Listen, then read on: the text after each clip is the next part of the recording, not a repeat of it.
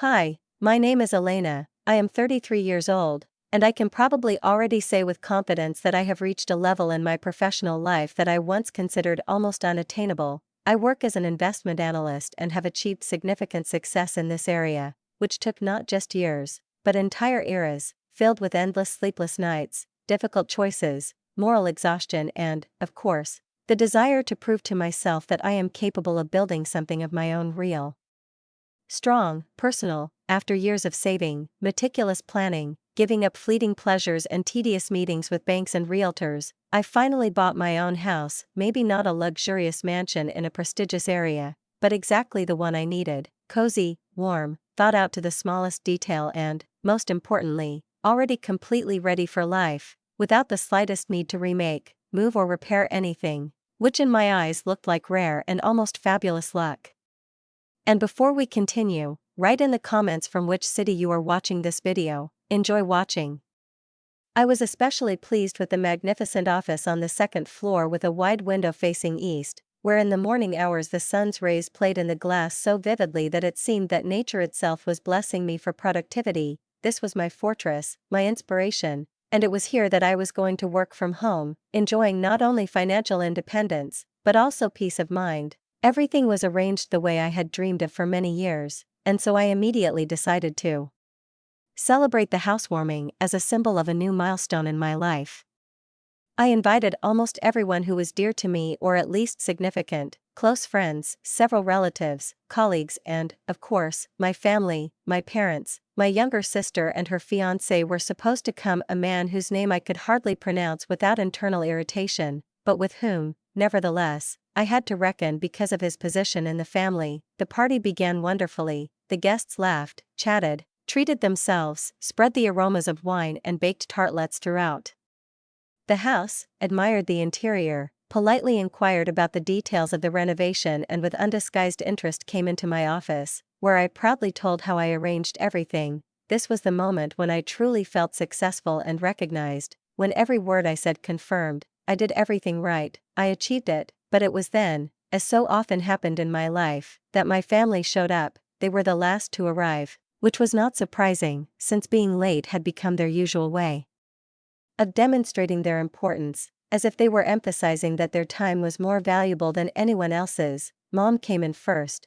looked around with an expression on her face that I had known since childhood, reservedly critical, cold, as if she was looking for flaws rather than comfort. "The house looks good," she said after a long pause, with that same strained smile that always remained on her lips, never reaching her eyes. Dad limited himself to a slight nod and a dry, "Not bad," which in his dictionary meant roughly the same as "needs to be redone." I knew that tone, a tone that conveyed not just dissatisfaction, but a whole story about how they would have done everything differently, and how hard it was for them to have such a stubborn daughter who did everything her own way. I stopped listening almost automatically. It was a habitual survival strategy, developed over the years, just ignore. But the real awkwardness began when my sister's fiancé walked into the hallway, tall, arrogantly erect, with an expression on his face as if he had entered not a private house, but a village school. He glanced at the walls, the ceiling, the window, and, without even trying to hide his condescension, declared that the living room in his parents' house was larger than my entire house, and that his apartment, which, by the way, he had not paid a cent for, had more windows than this modest dwelling. I squeezed my fingers around my glass, feeling the anger starting to rise up my spine, but I just smiled sweetly and said, "Interesting. The difference is that I bought this with my own money. Your parents bought you an apartment." He froze, and his face turned red almost instantly, as if I had splashed boiling water on him. He turned abruptly and walked out of the room, slamming the door. My sister jumped up and ran after him, and my mother hissed something in my ear like, "Can't you control your nasty temper even for your sister?" and left, dragging my father with her. I was left standing in the middle of the room, and despite the fact that my friends were still laughing, the music was playing, and the tables were laden with treats, I felt as if someone had stuck a needle in the air. But then, as if on cue, everything became cheerful again. Those who brought tension left, and those who brought light remained, and it was, perhaps, the best evening of my life. 2 months passed, and during this time I did not hear a word from my family, not a single call, not a single message. They used to call me all the time and ask me to lend them money, which they never returned, and every time I gave in to their persuasion, deep down I felt like I was being taken advantage of, like my efforts, my sleepless nights, my work and my financial discipline meant nothing in their eyes except another opportunity to cover someone else's debts or whims. And so when this string of endless calls stopped, when my phone stopped shaking from my mother's half-offended messages or from my father's business requests, I felt as if an invisible but unbearably heavy burden had been lifted from me, and I began to sleep better, waking up in the mornings not with oppressive anxiety, but with a quiet sense of inner peace that I had almost forgotten. And, let's face it, my bank account began to please me not only with stability, but also with growth, because I finally stopped being the family lifeline. And then, in the middle of a calm and measured day, in which I was working from home as usual, having dealt with a couple of presentations and filled out charts for the next investment report, my mother called me unexpectedly, and from the first seconds of the conversation it became clear that she was in a different mood than usual. Her voice did not sound irritated, not stubborn, not with a share of manipulation, as it always happened, but almost affectionately, with the softness that she usually saved for strangers. "Elena, dear, I would like to invite you to a family dinner," she said with deliberate warmth. "Can you come over on the weekend?" I was surprised, of course, even suspicious, but at the same time I wanted to believe that perhaps this was a step towards reconciliation, that maybe they finally realized their behavior after everything that happened at my housewarming, and I agreed. When I arrived at their home, the house where I had spent so many years, feeling like an eternal stranger, my sister was already there, sitting on the sofa, alone. And her fiancé was nowhere to be seen, which in itself was strange, because she had literally grown together with him since he appeared in her life. We immediately sat down at the table, and my mother looked at me with that expression on her face that I was always afraid to see, at once soft and calculating. "Elena, she began, and there was a strange anxiety in her voice. "I have a favor to ask of you," she said in a soft, almost apologetic tone. "The thing is, your sister's fiancé's family is very rich, and they don't want to lose face. We need $230,000 for the wedding, and the fiancé will add another $230,000. I looked at them, first silently, then slightly narrowing my eyes because I couldn't believe they were saying this out loud, and that they were actually talking about me. "Are you serious?" I finally said, feeling the old, familiar anger rise up inside me, tempered only by the fatigue of repeating the same scenario. "We invited you here because we know you have a lot of savings," my mother continued, and I suddenly remembered how, when we were discussing buying a house, I'd casually mentioned that I'd managed to save enough to avoid a mortgage, and I realized that this was probably the starting point of their new plan. My sister, who had been silent until then, leaned across the table toward me. "Elena, I need you to give me $230,000 so I can have a fancy wedding," she said, looking into my eyes as if her request was completely reasonable. "Are you crazy?" I said, my voice breaking into high notes. "You want to organize a wedding for almost $500,000 when you don't have a penny for it?" "That's exactly why we invited you," my mother answered calmly, and for a moment I was speechless. "No," I finally said, firmly, as if signing an important contract, "I won't give you that much money. I am categorically against spending money on expensive weddings. It's ridiculous and irresponsible." My sister immediately burst into tears, her shoulders shook, and she sobbed, "You're just jealous because you don't have a boyfriend." It was like a slap in the face, cheap, meaningless, but still painful. My father, who had been sitting silently until then, suddenly intervened. "Elena, by refusing, you're jeopardizing your sister's wedding, you're ruining her dream." And then I realized that I could no longer, neither listen nor pretend. I grabbed my purse and, without saying another word, ran out of the house, got into the car and drove home, feeling my hands shaking with anger, with disappointment, with the feeling of injustice that seemed to be eating me up from the inside. $230,000, they really thought I would give them that amount of money without a second thought, without any strings attached, as if it had fallen from the sky, as if my achievements were not the result of my labor, but a random whim of fate. For the next week, my phone never stopped ringing, calls, messages, voicemails, the tones of which alternated between pleas, threats, reproaches, and accusations. My sister recorded tearful messages about how I was ruining her life, how she could no longer look her fiancé in the eyes. My parents wrote long essays about family loyalty, about how I had to help because we are the same blood, and how they were disappointed in me. I ignored all of it. I was not going to give away my hard-earned money for someone else's ridiculous dreams of a sham wedding. A week later, when I was finally starting to get back into a normal routine, my sister showed up at my door. Her hair disheveled and her face tear-stained, pounding on the door and demanding to be let in so we could talk. I had no doubt what that conversation would be about. Pleading, crying, maybe a dramatic fainting spell. I didn't open the door. She sat there for almost a whole day, telling all the neighbors how heartless and cruel I was, creating a real scene like something out of a cheap soap opera, but I remained adamant. Eventually, she left, and I thought that maybe the worst was already behind us. A month passed. No calls, no messages, and with each passing week, I began to breathe easier. I began to hope that they had resigned themselves, that they had finally realized that I would not give in, that they would choose the path of reason. One Tuesday afternoon, I was working in my cozy office when the phone rang. I barely noticed. I had gotten out of the habit of incoming calls in the past month, but when I saw the name on the screen, I picked it up immediately. Aunt Linda, I said, surprised. It was my father's sister, the only person in the family who had never asked me for a penny, who treated me with respect, who truly understood me. "Hello, Elena," she said, but there was a strange tension in her voice, uneasy, like the calm before a storm. "I need to talk to you about something important." My insides sank. The way Aunt Linda said it, with careful gentleness, with strained calm, as if she had been preparing for my reaction in advance, made it clear that things would only get worse. "What happened?" I asked, feeling my fingers tighten around the phone, as if the stability of the world around me depended on how tightly I held it. "I went to visit your parents yesterday," she said, trying to sound as simple as possible, as if that would help couch the hard truth in palatable form. "I stopped by to drop off some things your uncle wanted your father to take home.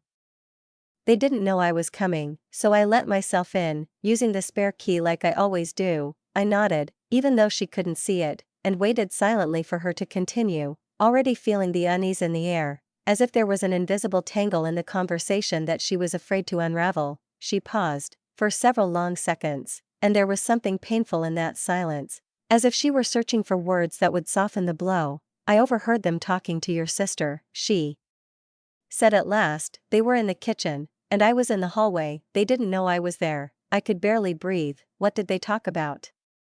I asked, my voice betraying me. "They said they'd sell the house in 2 months, that they'd spend the money on the wedding, and then tell you they needed a temporary place to stay." I froze, as if everything around me had disappeared, as if my mind had short-circuited. But Linda wasn't finished. "Elena," she continued, "they didn't say it was temporary. They said you wouldn't dare kick them out, no matter how awful your personality is." I was speechless. I sat there, staring at the wall, the phone to my ear, as if the very movement was the only thing keeping me from screaming. Everything I heard seemed like some kind of wild dream, a nightmare that was impossible to believe, but at the same time too accurate, too logical to be fiction. "And that's not all," Linda said, and I felt that heavy, cold knot in my stomach again. "They're planning on announcing it publicly, on your mother's 55th birthday next month. They think if they tell everyone in front of a big crowd, you won't be able to refuse them without looking like a terrible daughter."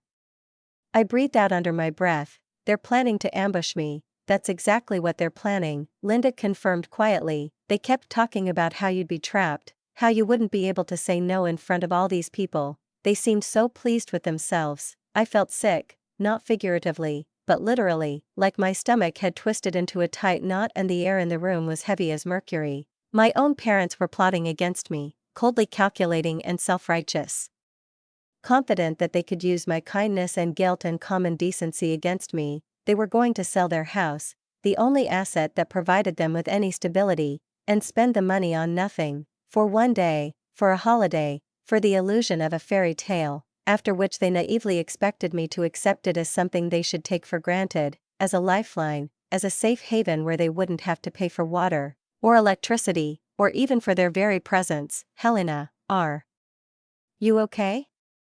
Aunt Linda asked, and her voice suddenly became anxious, agitated. "I don't know," I answered honestly, feeling a lump rise in my throat. "I can't believe they could do this to me. I'm sorry I had to tell you this," she said softly, "but I thought you should know what they were up to. You should be prepared." "Thank you," I breathed out. and there was so much heaviness in those words that they sounded like my last breath. You have no idea how grateful I am to you." When we hung up, I sat in the office, motionless, staring at the wall where the diffused light from the window was reflected, and all my anger, pain, and confusion seemed to be absorbed into this dim light. My parents no longer asked me for money, now they had a plan, a cunning, thought-out, orchestrated one. They were going to destroy their financial security and then make it my problem. The more I thought about it, the clearer it became. They wanted to move in with me forever, not just to visit, not for a while, but to settle down, in my house, in my life, to impose themselves on me as an uninvited obligation. Of course, they would not pay for anything,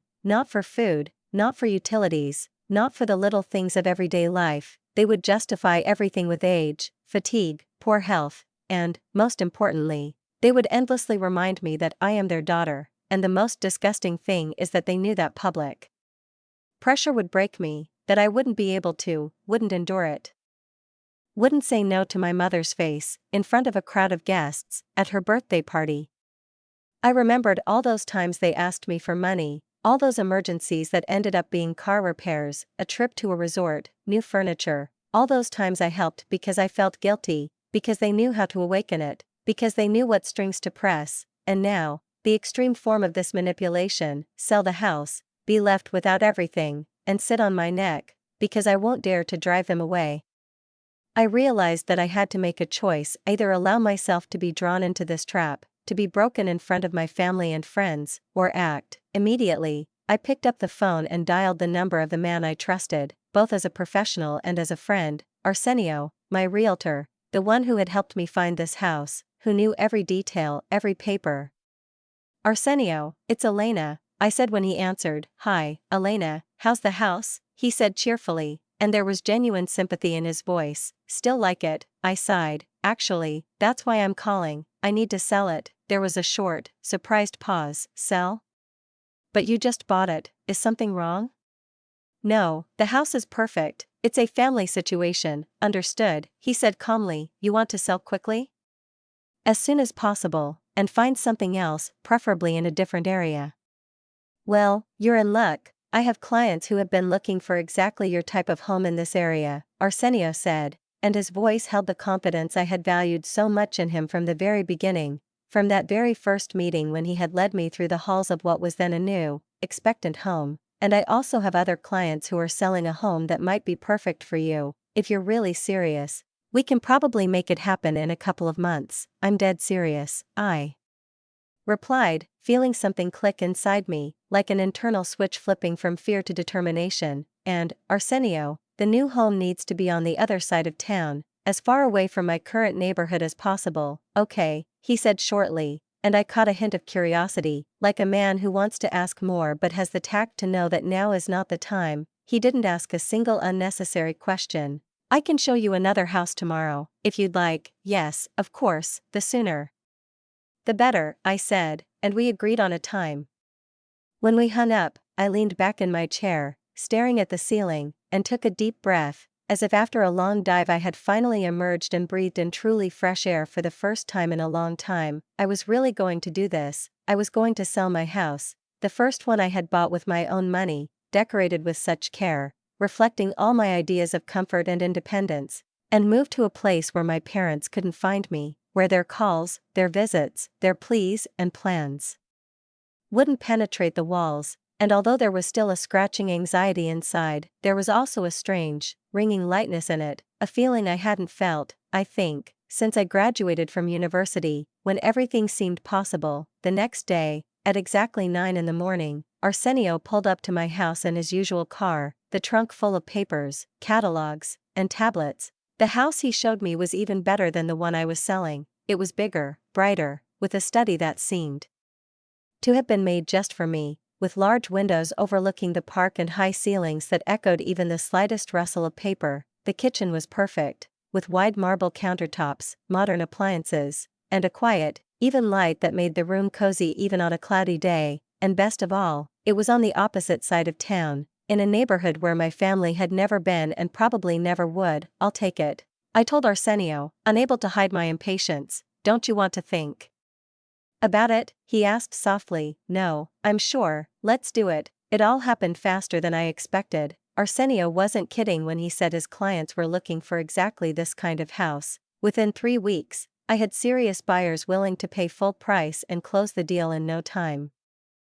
It coincided perfectly with the closing of the deal on the new house. I kept everything a complete secret. I didn't even tell my closest friends, not out of mistrust, but out of caution. I was afraid that somehow rumors could reach my parents and they would understand what I was doing. I needed everything to go perfectly, without a hitch. The hardest part was packing things so that none of the neighbors would notice. I did it slowly, step by step, starting with books and jewelry, which could go first. Then I moved on to clothes, kitchen utensils, and everything else that I could live without for a couple of weeks. The day of the move was almost a theatrical production. Everything was planned for very early in the morning, at 5 in the morning, when even the most vigorous pensioners were still asleep. When I saw the moving van, my heart started pounding as if I was escaping not from home, but from a trap. The movers turned out to be real professionals. They worked quickly, harmoniously, without asking questions. By 9 in the morning, I had already left the old house for good and moved into the new one.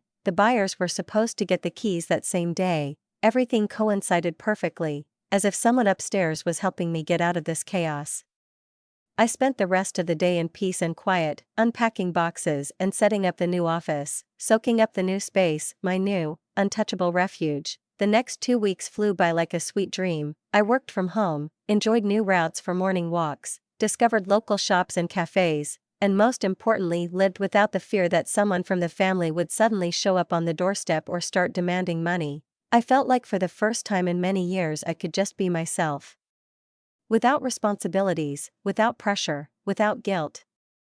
And then, on a very ordinary day, when I was just finishing up another report, the phone rang. The name on the screen made my heart stumble slightly. Mom, Elena, darling, she said in that special voice of hers, the falsely sweet, ingratiating way she always used when she wanted something. I'd like to invite you to my birthday party. I paused for a moment before answering, trying to keep my voice even. Of course, Mom, when is it? Next Saturday, at Romano's, 7 o'clock. There will be about 50 people there, your sister, her fiancé, his parents, and many others. It will be so wonderful to have the whole family together. That sounds wonderful, I'll definitely come, I said, and not a note wavered in my voice. Oh, wonderful, she said, and I could clearly hear the satisfaction, almost triumph, in her voice. I'm so glad you're coming. It will be a special evening. After we hung up, I stood there, staring at the screen of my phone, as if it held the answer to how this would all turn out. She didn't know. She had no idea that I'd known about her plan for a long time. She thought that she would catch me off guard, that I wouldn't be able to refuse, that I would say yes in front of an audience, under dozens of eyes, out of fear of what they would think of me. But she was wrong. I was ready. On the evening of the party, I dressed in a formal but elegant navy dress that emphasized my silhouette, and, having applied light makeup, went to the restaurant, trying to maintain a calm expression on my face, although inside everything was shaking with tension, like a string stretched to the limit. The restaurant was full, and the air was filled with a mixture of perfume, laughter, and the slightly intrusive aroma of the ordered dishes. Mom, as expected, invited her entire circle. There were distant relatives, and neighbors, and colleagues from her previous work, and even a few parishioners from the local church, whom I remembered only by their last names, because when I was a child they were always showing up at our house with cakes and advice on how to raise children correctly. My sister sat at the head of the table next to her fiancé, who even here looked as if he was bored, and the world existed only to reflect his own superiority. His parents were there too, dressed in expensive fabrics and generously adorned with pearls, their every glance sliding over the room, as if assessing the value of everything around them. Aunt Linda, who was sitting closer to the middle of the room, noticed me immediately, and when our glances crossed, she nodded slightly, so that no one but me would understand the meaning of this gesture. I went to the family table, sat down and tried not to show any emotion, smiled politely, chatted with distant relatives about the weather, recalled funny episodes from my childhood with neighbors, which had long since ceased to amuse me. My Parents were beaming, laughing, jokingly exchanging remarks with guests, catching every glance, like actors on stage who love to be the center of attention. My sister looked tensely excited, and this excitement had nothing to do with the bustle of the holiday, more like anticipation, like a student before an important exam, only instead of a grade, she was expecting a lavish wedding at the expense of her parents' ruined future and my supposed kindness. The groom, on the other hand, was detached. He checked his phone every 2 minutes, drank wine, and pretended that this noisy crowd was just a backdrop for his important, unpublicized existence. When dinner was served, the tables came alive, dishes clinked, glasses filled with wine, voices and laughter were everywhere. I pretended to, I ate, drank, told random stories to seem part of this whole spectacle, although every cell in my body was waiting for the denouement. I knew it would happen, and I was right, about halfway through dinner. My mother stood up, tapped her glass with a spoon, and at that moment the room fell silent. Everyone, I want your attention," she said, smiling her widest, most strained smile. All 50 people turned to look at her. "I wanted to thank you all for coming to celebrate my 55th birthday with me," she began, using the same tone she used at parent-teacher conferences when she was trying to be a model mother. Everyone applauded. "But I also have some wonderful news to share with you," she continued, looking pointedly at my dad and sister. "My husband and I have made an important decision about our future. Here it is." I held my breath. "We sold our house," she announced solemnly. Several gasped, and someone turned to their neighbor. "And we spent money to give our beloved daughter the wedding she deserves," she added, pointing at my sister, who immediately burst into tears of delight, covering her face with a napkin. The guests applauded, and cheers swept through the room. My sister's groom smiled for the first time that evening, and his parents nodded in unison. But Mom wasn't done yet. Raising her hand to calm everyone down, she continued, "After paying for the wedding, we have very little money left, so we are moving in with our wonderful daughter Elena, who, of course, will never refuse to help her parents." At that moment, all eyes turned to me. My parents were smiling with such delight, as if everything had already been decided. My sister was still crying. Aunt Linda was watching my reaction closely. I felt the very trap she had warned me about tightening around me. I took a deep breath and stood up. "Mom, Dad, I had no idea you were planning this," I said loudly, so that even the farthest tables could hear me. I pretended to be stunned, looking at them with wide eyes, as if I couldn't wrap my head around what was happening. "It's such a surprise."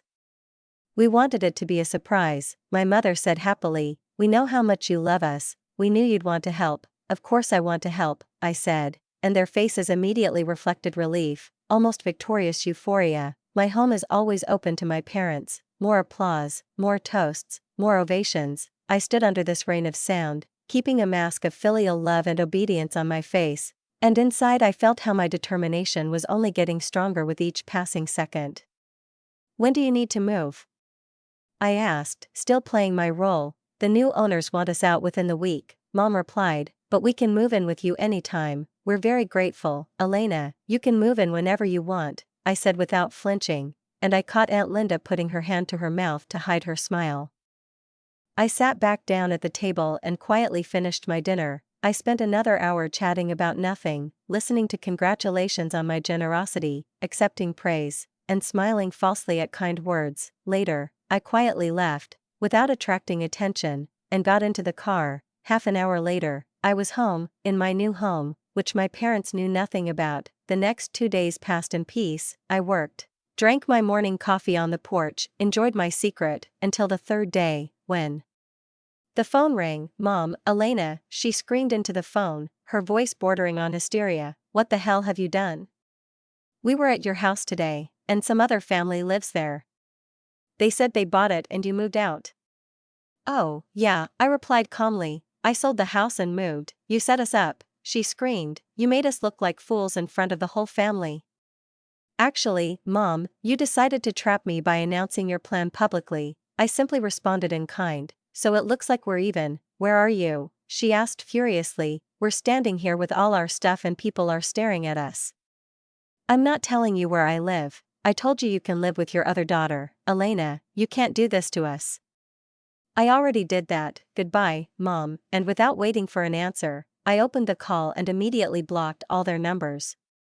They tried to call from other phones, but I hung up as soon as I heard their voices, not allowing myself the slightest weakness, not a second of hesitation, because I knew that if I answered, if I allowed even a tiny crack in this new, hard-won peace, everything would collapse. My entire new world, built on determination and independence, would again be under threat. They sent messages from different numbers, disguising themselves as strangers, begging, threatening, reproaching, using their entire rich arsenal of manipulations accumulated over the years, but I methodically blocked one number after another, as if I was putting protection on every part of my life, and with each deleted message, with each rejected call, I felt myself regaining control slowly but inexorably. 2 weeks passed in complete silence, and this silence, for the first time in a long time, was not disturbing, it was peaceful, like a clear sky after a hurricane, and I enjoyed every day. I worked in a cozy office overlooking the park, drank coffee on the veranda, read books, not thinking about the fact that at any moment I could be called with another request or demand, and then, on one of those peaceful days,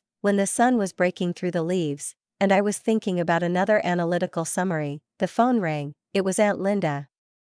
"Elena," she said, and I immediately felt that the conversation would not be ordinary. "I thought you would want to know what happened after you left them in your old house." "I'm listening," I answered, leaning back in my chair and looking out the window, outside which the tree branches lazily moved. "Your parents showed up at your sister's apartment with all their things. They were sure that they would be able to stay with her temporarily until they decided what to do next." I wasn't even surprised. It was the next logical step in their chess game, only the pieces no longer obeyed the old rules. "And what happened?"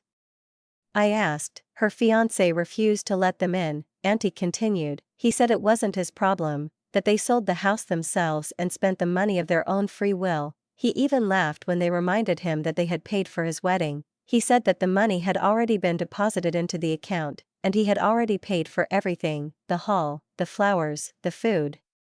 Everything." I wasn't surprised. Rich people rarely become rich by being generous with other people's money. "And my sister? What did she do?" I asked, although I already knew the answer. "That's the worst part," Aunt Linda sighed. "She took his side. She told your parents that they were embarrassing her in front of her future family and that they had to leave, and they left." I was silent. I pictured the scene, two confused, hurt figures on the threshold of the apartment, with suitcases and boxes, with anticipation and reproach in their eyes, and a daughter who, like me, had said no. "Now they live in some tiny apartment on the other side of town," Linda said, "on the meager scraps left over from the sale of the house." I felt a strange mixture of emotions. Yes, there was satisfaction, because justice had finally caught up with them, not because of my will, but because their actions had led them to where they were now. But at the same time, it was hard for me to hear all of this. These were my parents, and even if they had treated me unfairly, even if they had tried to manipulate me, to use me, but part of me still remembered who they once were, or at least who I wanted them to be, and that's not all. My aunt continued, "They were so angry that they refused to go to your sister's wedding. They said that now they had two traitors in their family, you and her. Can you imagine?"